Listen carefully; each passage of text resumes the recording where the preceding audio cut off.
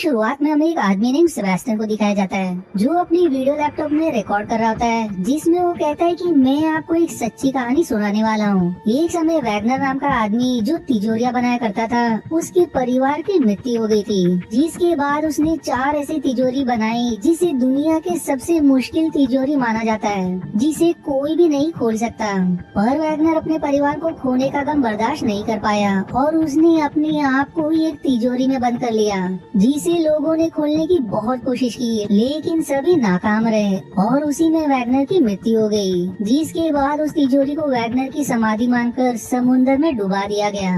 लेकिन अब भी 3 तिजोरी बाकी है, पर वो तिजोरी कहाँ है और किसके पास है उसकी कोई जानकारी नहीं है। इतना कहने के बाद सेबेस्टियन अपना वीडियो बंद करके उसे YouTube पर अपलोड कर देता है, जिसके बाद वो वहीं रखे एक लॉक को अपनी आंख बंद करके कुछ ही सेकंड्स में खोल देता है। दरअसल वो हमेशा से लॉक खोलने की पढ़ाई कर रहा है और मुश्किल लॉक्स को खोलने में काफी हद तक सफल भी रहा है। वहीं उसके YouTube के किसी भी वीडियोस पर व्यूज लाइक्स कुछ नहीं आते थे, जिससे वो थोड़ा परेशान भी रहने लगा। अब वो वहाँ से बैंक में आता है जहाँ वो काम करता है। वहीं फिर उसे एक फीमेल चिल्लाते हुए कहती है कि मैं यहाँ रोज आती हूँ, फिर भी मेरा काम नहीं होता और आज जरूर हो जाना चाहिए। तभी फिर सेबेस्टियन को न्यूज से पता चलता है कि एक ज़ॉम्बी वायरस फैल रहा है जो अब तक कई लोगों को इन्फेक्ट कर चुका है। सेबेस्टियन को अब वो फीमेल भी ज़ॉम्बी जैसी दिखाई देने लगती है, इसलिए डर के मारे वो चेक उसे दे देता है, जिसके बाद वो वहाँ से चली जाती है। वहीं कोई फीमेल सेबेस्टियन पर नजर रखी हुई थी। अब अगले दिन वो फिर से बैंक आता है और लंच के समय वो अपना YouTube चैनल देखता है, जिसमें एक व्यू और कमेंट भी था और कमेंट में लिखा होता है कि यदि अपना कला का प्रदर्शन करना चाहते हो तो इस जगह पर आ जाओ और वहाँ पहुंचकर ये पासवर्ड कह देना। अब ये देखकर वो खुश हो जाता है और तुरंत वहाँ के लिए निकलता है। वहाँ पहुंचकर वो बाहर खड़े गार्ड को पासवर्ड बताने के बाद वो उसे अंदर जाने देता है, जहाँ एक कंपटीशन चल रहा था जिसमें जो भी सबसे पहले तिजोरी खोलेगा वो जीत जाएगा। और अब पहला राउंड शुरू हो जाता है। सभी फिर अपनी अपनी तिजोरी खोल देते हैं और सेबेस्टियन चौथे नंबर पर आता है। जिसके बाद सेमीफाइनल राउंड होता है, जिसमें 4 लोग थे और 2 ही लोग फाइनल में जाएंगे, जिसमें सेबेस्टियन दूसरे नंबर पर आता है। वही लोग खिलाड़ियों पर बेट भी लगा रहे थे। जिसके बाद फाइनल राउंड शुरू हो जाता है, जिसमें बहुत ही मुश्किल तिजोरी को सिर्फ 3 मिनट में खोलना था। दूसरा आदमी समय शुरू होते ही काम पर लग जाता है, लेकिन सेबेस्टियन आराम से खड़ा था। वो इधर उधर की चीजें देखने लगता है और जब 30 सेकंड्स बचे होते हैं तो वो तिजोरी पर हाथ रख के पहले उसे महसूस करता है और फिर सिर्फ 9 सेकंड्स में उसे खोल भी देता है, जिसे देखकर सभी हैरान हो जाते हैं। और उसका कॉम्पिटिटर एकदम गुस्सा हो जाता है और जैसे ही वो उसे मारने आगे बढ़ता है तो गार्ड उसे पकड़कर बाहर फेंक देता है। वहीं फिर उसे एक लड़की ग्वेंडोलिन दिखाई देती है, जिसे देख वो उसे पहले ही नजर में पसंद करने लगता है। दरअसल ग्वेंडोलिन पेशे से एक चोर है और ये वही है जो बैंक में सेबेस्टियन पर नजर रख रही थी। अब सेबेस्टियन घर आकर उस कंपटीशन में जीती हुई ट्रॉफी को अपने माता पिता की फोटो के पास रख देता है। फिर अगले दिन जब वो रेस्टोरेंट में कॉफी लेता है तो तभी उसके सामने ग्वेंडोलिन आ जाती है और अचानक उसके सामने आ जाने से सेबेस्टियन की कॉफी उसके ऊपर ही गिर जाती है, पर वो उसे देखकर खुश हो जाता है। ग्वेंडोलिन फिर उससे कहती है कि मैंने ही तुम्हें वो कमेंट किया था ताकि मैं तुम्हारे कला को देख सकूं। वो उसे रिवील करती है कि मैं एक वांटेड हूँ, कई देश की पुलिस मुझे पकड़ना चाहते हैं। जो सुनकर सेबेस्टियन थोड़ा डर जाता है, पर वो कहती है कि मेरे पास तुम्हारे लिए एक काम है। हम दरअसल एक इंटरनेशनल चोरी करेंगे जिसमें हमें वैगनर की 3 तिजोरी को खोलना है, जिसके अंदर बहुत सारा पैसा है। अब ये सुनकर सेबेस्टियन खुश हो जाता है क्योंकि उसे हमेशा से उस तिजोरी को खोलने का मन था। ग्वेंडोलिन फिर कहती है कि हमारे पास और भी लोग हैं, हम मिलकर इस चोरी को अंजाम देंगे। जिसके बाद वो उसे अपना कार्ड देकर वहाँ से चली जाती है। अब घर लौटने पर सेबेस्टियन की काफी देर तक सोचने के बाद वो ग्वेंडोलिन का साथ देने के लिए राजी हो जाता है। फिर अगले दिन वो ग्वेंडोलिन के घर जाता है, जहाँ वो उसे टीम के बाकी मेंबर से मिलवाती है, जिनमें पहली कोरिना जो एक हैकर है, दूसरा रैप जो एक खतरनाक ड्राइवर है और तीसरा के जो एक बॉडी बिल्डर है। इस पर भी सेबेस्टियन कहता है कि हम 5 लोग मिलकर इंटरनेशनल चोरी करेंगे और किसी कोने में छुप जाएंगे। जिस पर फिर ग्वेंडोलिन कहती है कि हाँ ऐसा ही प्लान है। और फिर सेबेस्टियन कहता है कि ऐसा नहीं होगा, लेकिन फिर गोंडोलिन कहती है कि हमारी 5 ही लोगों की टीम है, इसलिए पुलिस को जल्दी हम पर शक नहीं होगा।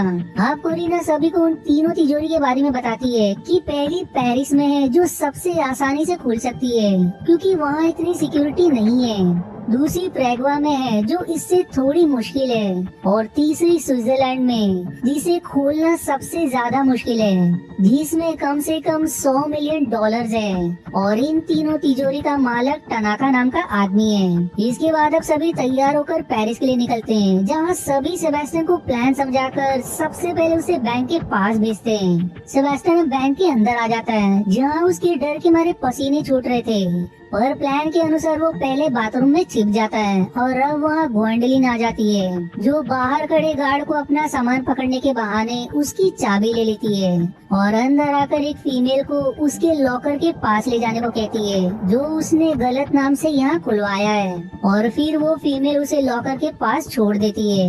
जिसके बाद कोरिना अंदर आती है जो काउंटर पर बैठे लोगों का ध्यान भटकाते हुए कहती है कि मेरा क्रेडिट कार्ड गुम हो गया है। वहीं तब तक गोंडोलिन सेबेस्टियन को बाथरूम से निकालकर लिफ्ट से होते हुए उस तिजोरी के पास लेकर आती है, जिसे देख सेबेस्टियन खुश हो जाता है और अब वो वार्म अप करके गोंडोलिन को तिजोरी की कहानी सुनाने लगता है। पर वो उसे पहली तिजोरी खोलने को कहती है, जिसके बाद वो एक म्यूजिक बजाकर तिजोरी खोलने की कोशिश करता है, जिसमें दरअसल 3 लॉक लगे थे और वो लॉक की आवाज सुनते हुए पहले लॉक को खोल देता है और ऐसा ही करते हुए वो तीनों लॉक को खोलकर तिजोरी का दरवाजा हटाता है, जिसे देख दोनों भी खुश हो जाते हैं कि उन्होंने वैगनर की पहली तिजोरी को खोल लिया।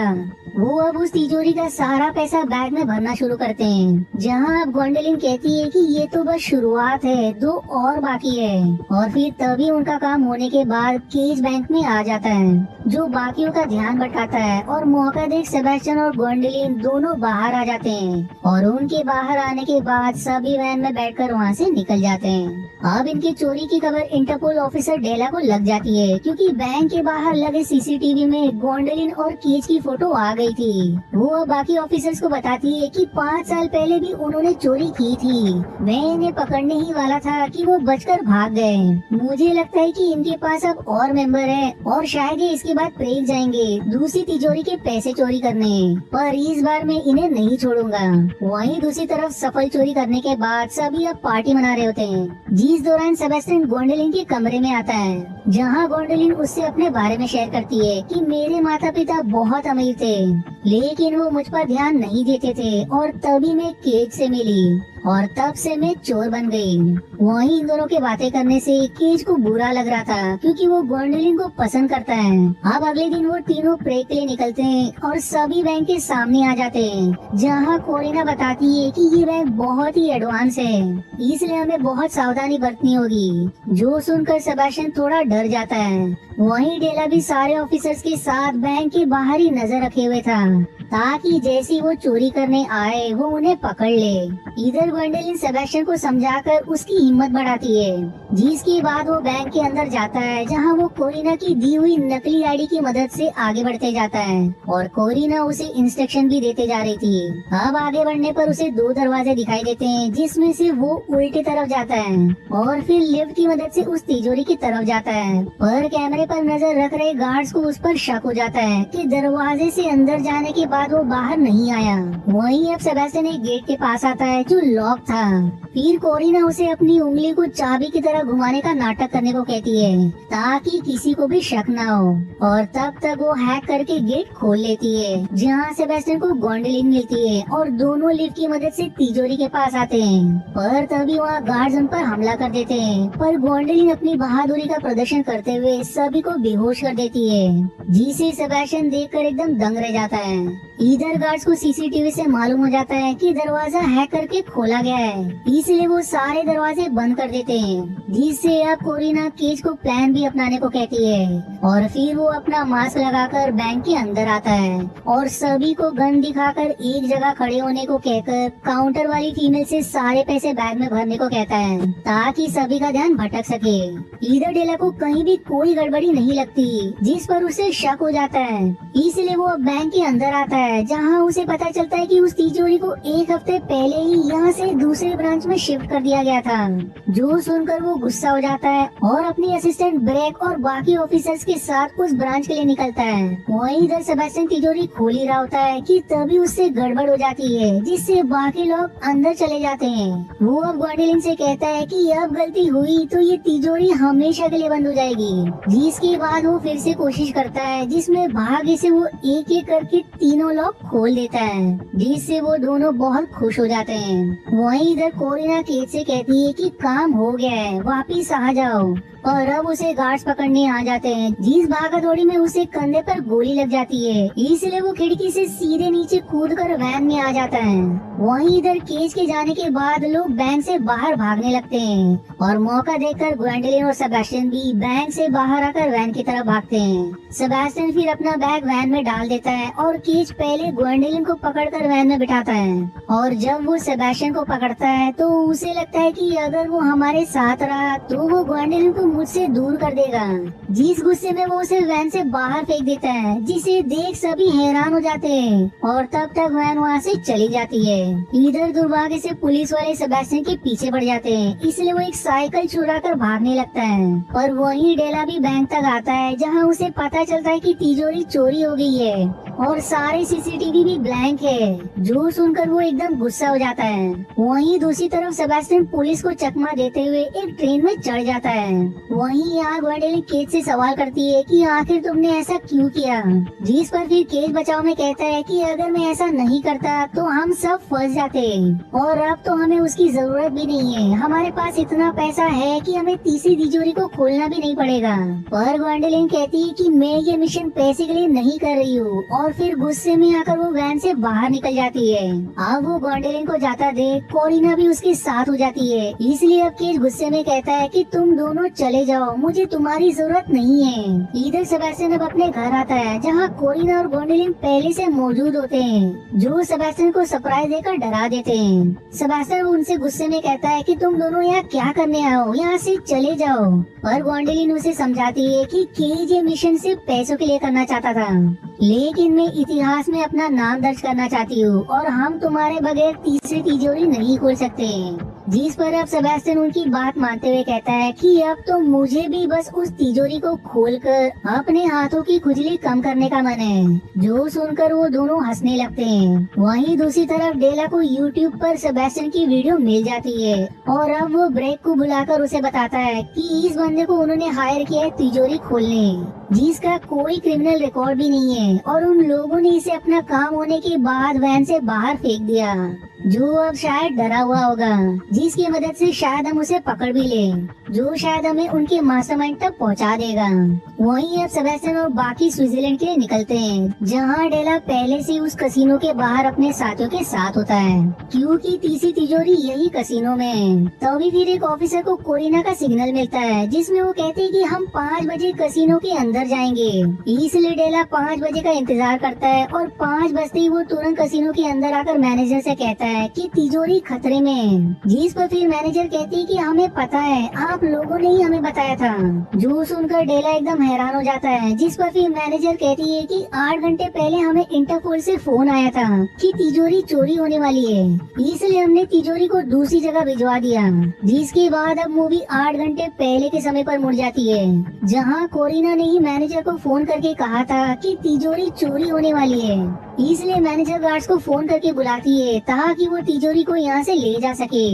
लेकिन जिस गाड़ी में वो गार्ड्स होते हैं, उसी गाड़ी के अंदर ग्वेंडोलिन घुस जाती है और दोनों गार्ड्स को मारकर उन्हें बेहोश कर देती है। जिसके बाद वो और सेबेस्टियन दोनों गार्ड्स के कपड़े पहनकर कसिनो में आते हैं और गाड़ी में तिजोरी डालकर उसे ले जाने लगते हैं। जिसके बाद अब मूवी प्रेजेंट समय में आ जाती है, जहाँ डेला एकदम गुस्सा हो जाता है और अपनी ऑफिसर्स के साथ उन्हें ढूंढने निकलता है। वहीं कसिनो के पास केज और राल्फ भी होते हैं, जो बाकियों की तिजोरी लूटने के बाद उनसे पैसे लेने के लिए आए थे। पर तभी उसे ग्वेंडोलिन की लोकेशन का पता चलता है कि वो यहाँ नहीं है। वहीं कोरिना को भी मालूम हो जाता है कि केज अब ग्वेंडोलिन के पास जा रहा है, जो वहीं कसिनो के पास ही थी, इसलिए वो केज के पास आ रही होती है।